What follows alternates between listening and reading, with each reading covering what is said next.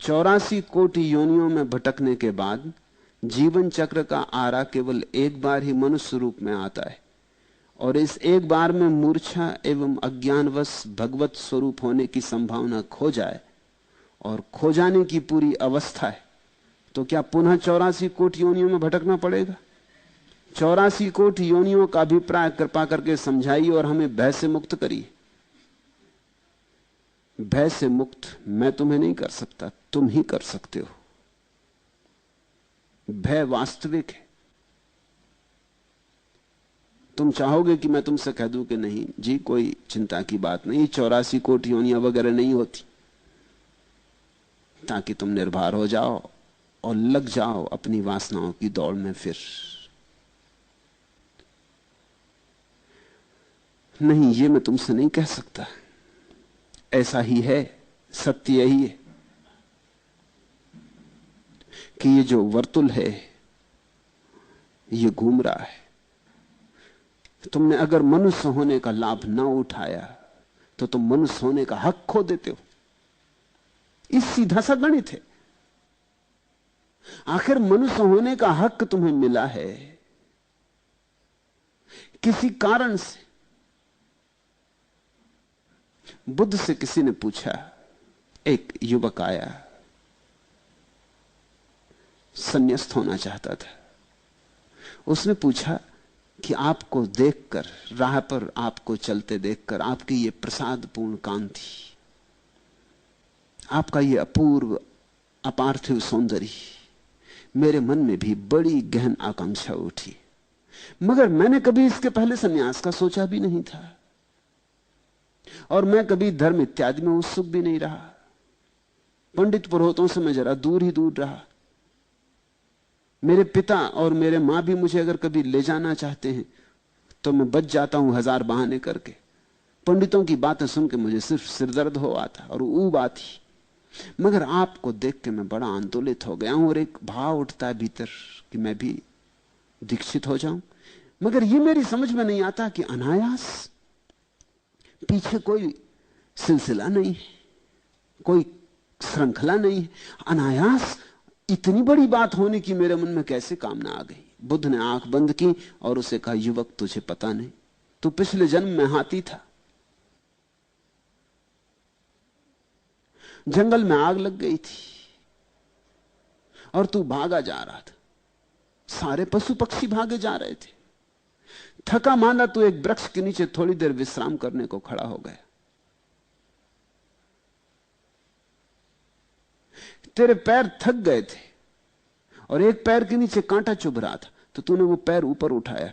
जिस बीच तूने पैर ऊपर उठाया उसी बीच एक खरगोश तेरे उस पैर के नीचे आके बैठ गया। तूने नीचे देखा, वो घड़ी ऐसी थी कि सारा जंगल आग से लगा था। वो मौका ऐसा था कि तुझे एक बात दिखाई पड़ी, हम सभी अपने जीवन के लिए भागे जा रहे हैं, ये खरगोश भी बेचारा भागा जा रहा है। मैं थक गया, मैं हाथी हूं, तो ये भी थक गया, और ये किस निश्चिंतता से मेरे पैर के नीचे बैठा, जो मैंने उठाया हुआ मैं रखूंगा पैर नीचे तो ये मर जाएगा। वो घड़ी ऐसी थी कि तू अपने जीवन के लिए इतना उत्सुक था, तेरी जीवेशना इतनी प्रबल थी कि बच जाऊं, कि तुझे यह लगा कि जैसे मैं बचना चाहता हूं वैसे सभी बचना चाहते। तुझे बड़ा बोध हुआ और तू पैर वैसा ही उठाए खड़ा रहा, और वो खरगोश नीचे निश्चिंत बैठा रहा। जब खरगोश हट गया तब तूने पैर नीचे रखा, लेकिन पैर अकड़ गया था, तू नीचे न रख पाया, गिर पड़ा। खरगोश तो बच के निकल गया, लेकिन तू उस जंगल में लगी आग में जल के मर गया। लेकिन मरते वक्त तेरे मन में बड़ी तृप्ति थी, एक बड़ी शांति थी, एक अपूर्व उल्लास था, एक आनंद का भाव था कि मैंने खरगोश को नहीं मारा, चलो मैं मर गया, ठीक। उसका फल है कि तू मनुष्य हुआ।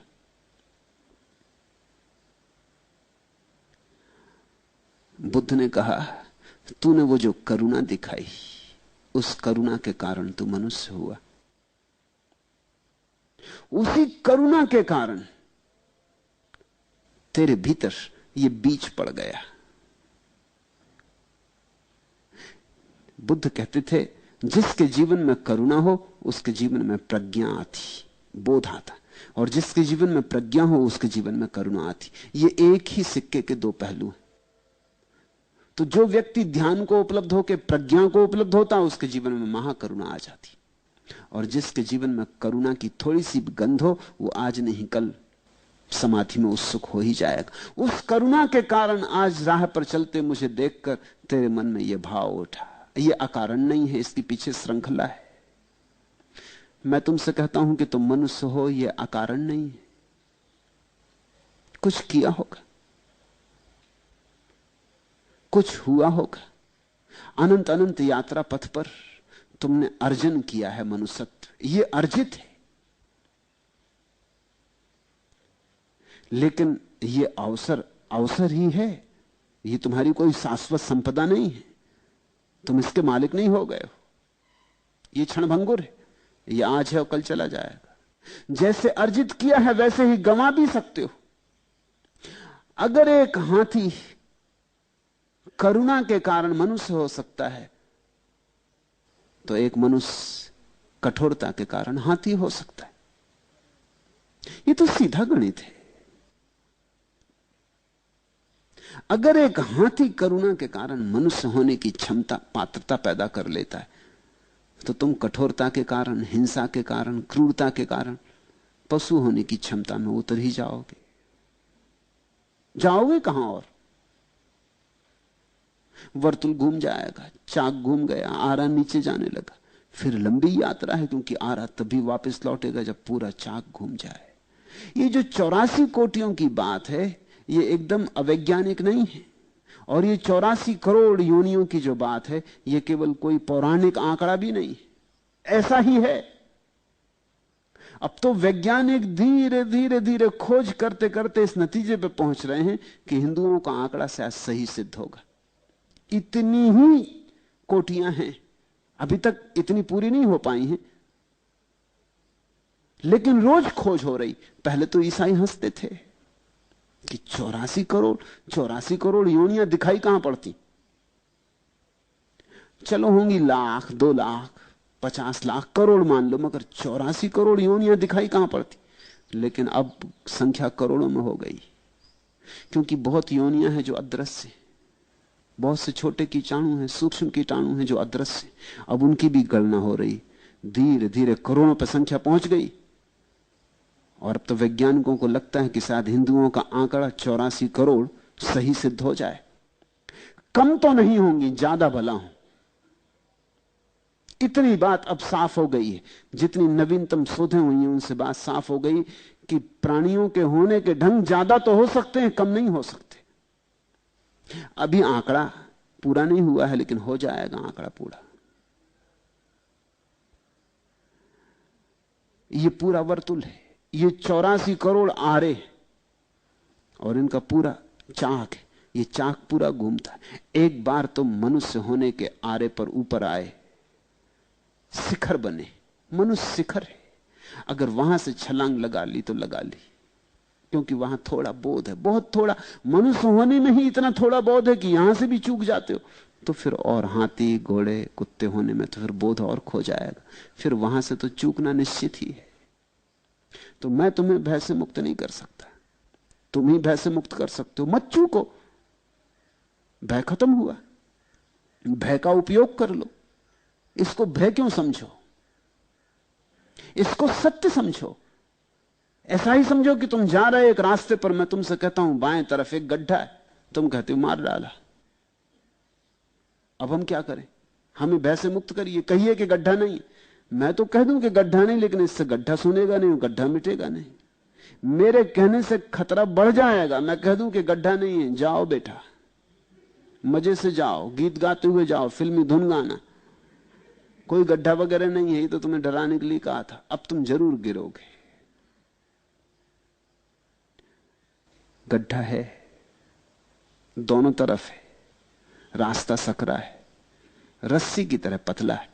जैसे रस्सी पे चलते नट को देखा ना, अब गिरा तब गिरा, ऐसा ही जीवन है। खतरा यहां है ही, इसको भय मत समझो। ये सच्चाई है, इस सच्चाई का उपयोग कर लो, इस सच्चाई के ऊपर उठ जाओ।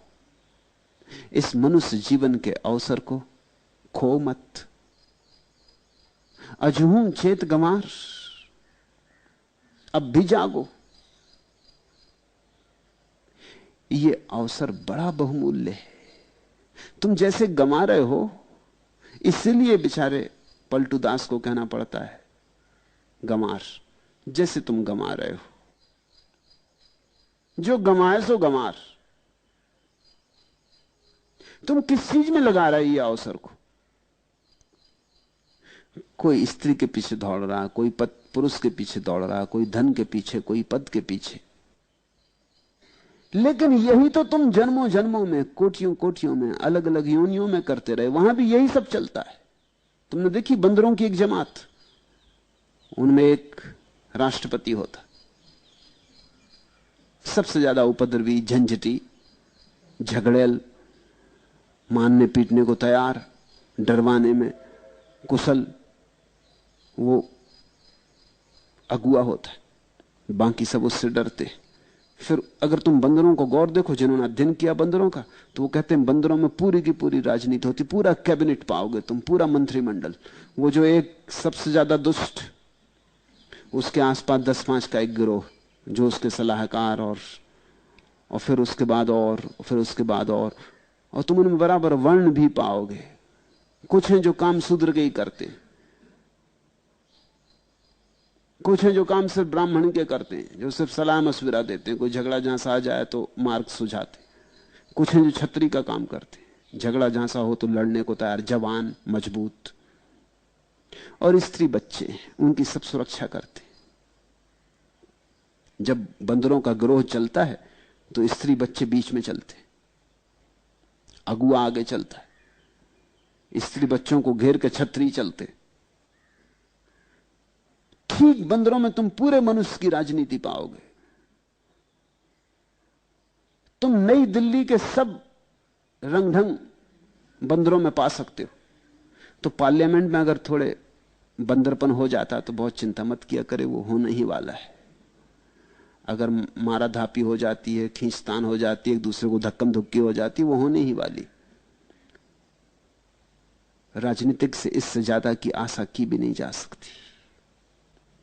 राजनीति है ही वही जंगलीपन, वही जानवर की वृत्ति। कैसे दूसरे का मालिक हो जाऊं? जब तक तुम दूसरे के मालिक होना चाहते हो तब तक तुम पशु वृत्ति से जी रहे हो। जिस दिन तुम अपने मालिक होना चाहते हो उस दिन तुम सच में मनुष्य हुए। स्वयं की मालकियत की खोज धर्म, दूसरे की मालकियत की खोज राजनीति। फिर धन इकट्ठा कर रहे हो तो धन भी इकट्ठा करके क्या होगा? सब पड़ा रह जाएगा, सब ठाट पड़ा रह जाएगा जब बांध चलेगा बंजारा। तो तुम अवसर खो रहे हो।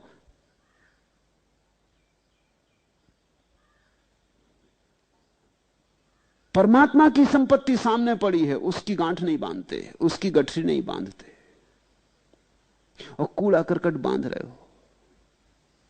तो अगर पलटू गंवार कहते हैं तो नाराज मत होना, सच्चाई ही कहते हैं।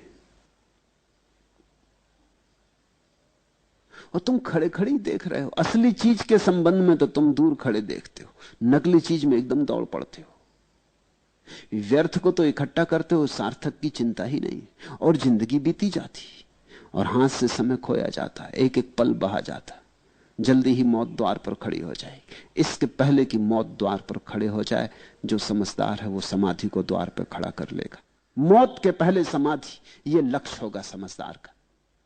और जिसको समाधि पहले मिल गई मौत के, उसकी मौत होती ही नहीं, वो अमृत को उपलब्ध हो जाता है। अमृतस्य पुत्र, वेद कहते हैं, वो अमृत का पुत्र हो जाता है। तो मैं तुम्हें भय से मुक्त कैसे करूं? भय से मुक्त होने का एक ही उपाय है कि तू समाधि को उपलब्ध हो जाओ। बस ध्यान में ही भय मरेगा, क्योंकि समाधि में ही मृत्यु मरेगी। जब तक मृत्यु है तब तक भय रहेगा। तुम मृत्यु के पार हो जाओ, अमृत का रस ले लो, अमृत बनो। अमृत बन सकते हो, वह तुम्हारी संभावना है। उसे पुकारो, उसे आवाहन करो। उसे जगाओ, चेतो। तुम मनुष्य हो, परमात्मा हो सकते हो, और अगर परमात्मा नहीं हुए तो पशु होने के सिवाय कोई उपाय नहीं। मनुष्य संक्रमण है, मनुष्य पुल है, या तो इस पार जाओ या उस पार जाओ, मनुष्य होने में टिक नहीं सकते। अकबर ने एक नगर बसाया था, फतेहपुर सीकरी। उस नगर को जोड़ने वाला जो पुल है, उस पुल पर वो एक वचन लिखना चाहता था। बड़ी खोजबीन की उसके पंडितों ने कि कोई ऐसा वचन मिल जाए। बहुत वचन खोजे गए, फिर जीसस का एक वचन उसे पसंद आया। मुसलमान बहुत प्रसन्न तो नहीं थे, क्योंकि वो चाहते थे मोहम्मद का वचन हो। हिंदू पंडित भी उसके दरबार में थे, वो भी बहुत प्रसन्न नहीं थे, क्योंकि वो चाहते थे कोई उपनिषद और वेद से मिले। मगर वो वचन सच में बहुमूल्य था। वो वचन है कि यह जीवन एक पुल की भांति है, इससे गुजर जाना, इस पर घर मत बनाना। पुल पर कोई घर थोड़ी बनाता है। मनुष्य तो केवल संक्रमण है, सेतु। एक तरफ पशु है, दूसरी तरफ परमात्मा है। मनुष्य तो बीच की सीढ़ी, इससे गुजर जाना, इस पर घर मत बनाना। क्योंकि इस पर अगर रुके तो नीचे गिरोगे, या तो नीचे गिरो या ऊपर जाओ, यहां रुकना हो नहीं सकता। इतना ही मतलब है इस बात का कि 84 कोटि योनियों में भटकना पड़ेगा। ठीक ही किया है संतों ने कि तुम्हें साफ साफ कह दिया, गड्ढे हैं और गिर के लौटना आसान नहीं होता।